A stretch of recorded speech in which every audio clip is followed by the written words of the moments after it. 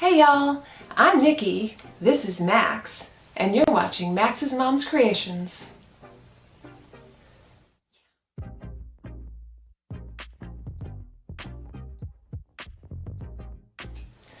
The last two videos I've done have been about cat food and what we should be feeding our cats. I started with the easy one. Cats are easy. They need wet food and they need good, healthy, natural meat. That's about it. Kind of like cats, really straight into the point. Now I'm going to open the whole can of worms that is dog food. There are so many more opinions and options and so much conflicting information out there. So today we're just going to talk about the basics. So what I want to start with right now is just talking about basic, good, healthy nutrition for our dogs and how to know what we're feeding them. We're going to be learning how to look at the labels on the dog food, see what those foods are, and see, are those things that I really should be feeding my dog, or maybe those are things I shouldn't be feeding my dog. So on a dog food label, you basically want to look at the first 5 ingredients. That's what's going to be mostly in your food. Anything else after that is going to be just trace elements, minerals, and vitamins. So you're going to hear me say this a lot in this video, but you want specifically named meats. You want to see chicken on the label rather than poultry. You want to see poultry on the label is still better than just generic meat. Because generic meat, who knows where that comes from? And there's a rumor going around that meat is, they call it 4D meat. It stands for, let's see if I can do this, dead, diseased, dying, or disabled. So animals that don't have long in this world anyway just end up as meat in your dog's food. Nobody wants that. And you really don't want to see the term byproduct on your product anywhere. Byproduct is just another generic term which just refers to anything that's left over after all the meat has been taken off the animal. So that could be the blood, the bones, the organs, whatever happens to be left. Now, the blood, the bones, the organ, there's nothing wrong with those things. But again, it's when they label them under some generic term that you begin to wonder, why can't you tell me? Like, tell me chicken liver. Tell me beef hearts. Tell me whatever it is you're putting in there, that's fine.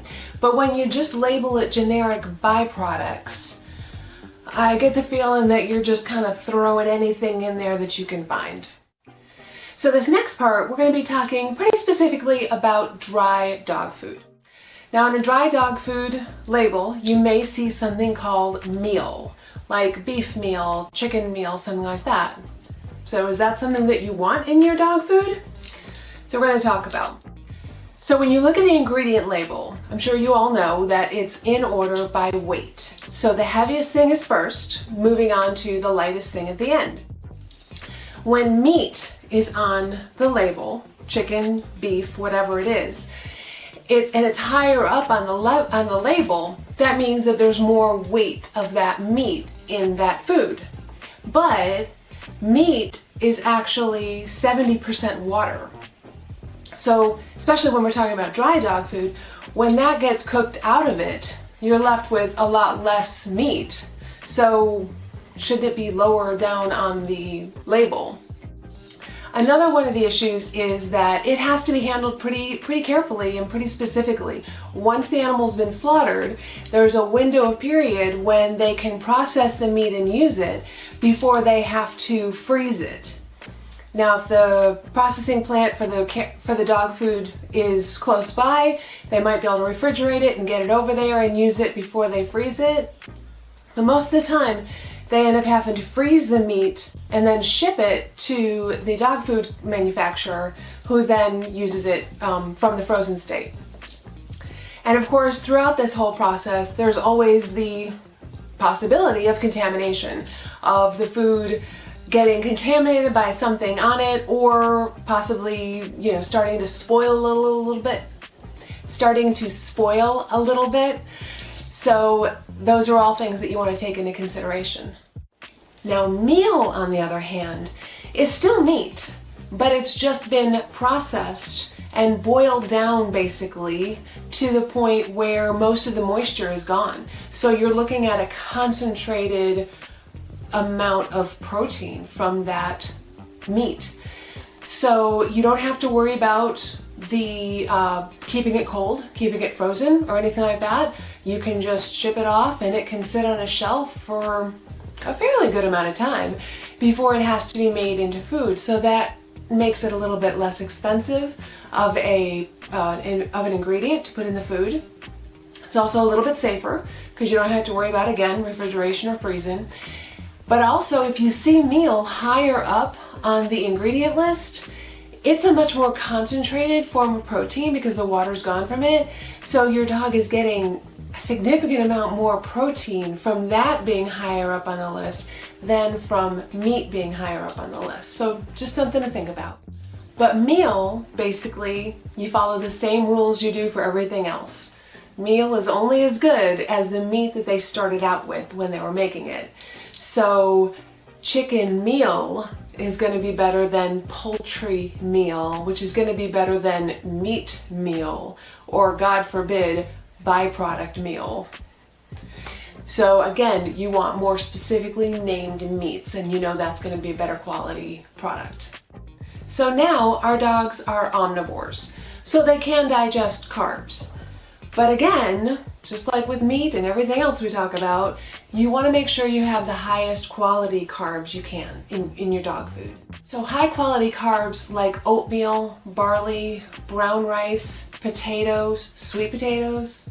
Oh, don't get me started on sweet potatoes. Oh, they're fabulous. So I'll probably end up doing an entire video about sweet potatoes at some point, but needless to say, these are all good carbs. These are going to give your dog the energy they need from the carbohydrates. They're also going to give them some vitamins and minerals and things that they need. So these are good carbs. Some of the bad carbs like wheat, corn, gluten meal, things like that, a lot of people call those fillers. Because, yeah, I mean, technically they're carbs, but your dog can't really break them down. I mean, really, who can break down corn? That's not. But your dog can't really break them down. They can't really get a lot of nutrients out of them. They're just empty calories. So those are just kind of fillers. They're less expensive products that you can put in to make a cheaper dog food and not have to put in all the good ingredients.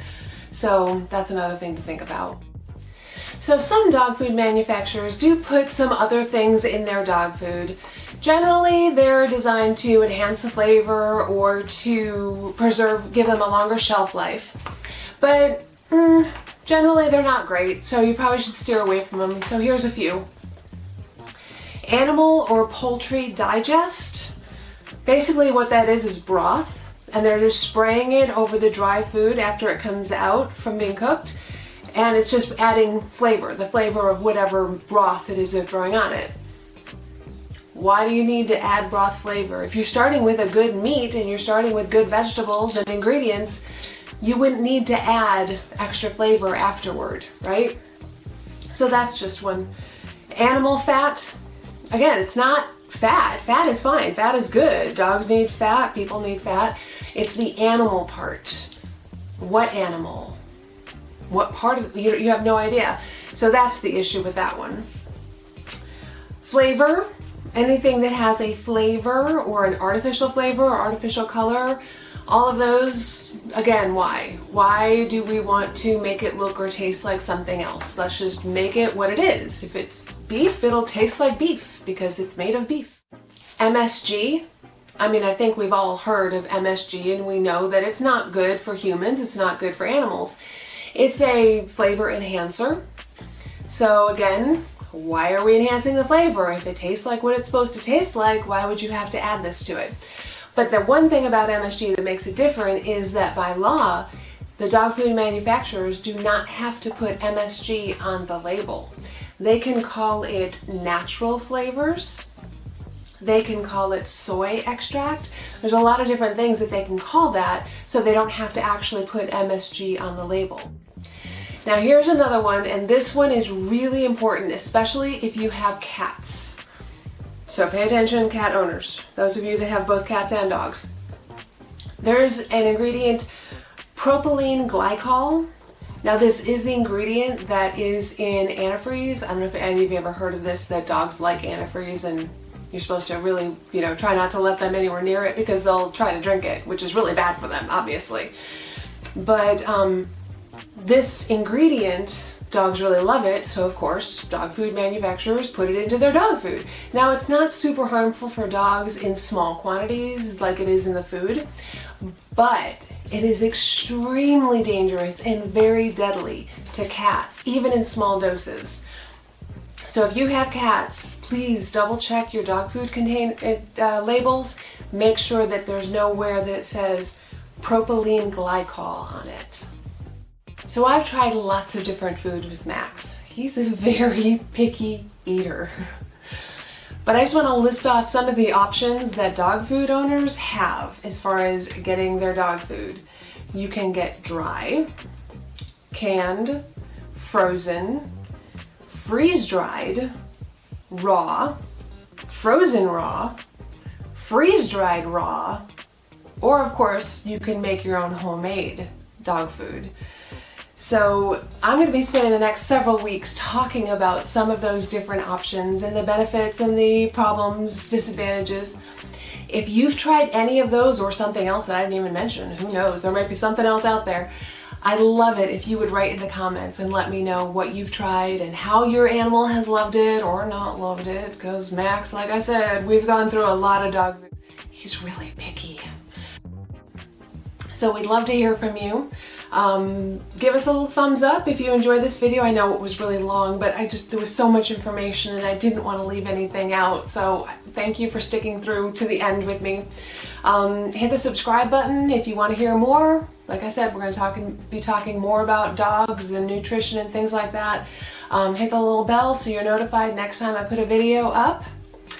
And I think that's it for this week. So from Max and I, go make today an adventure and take your best friend with you too.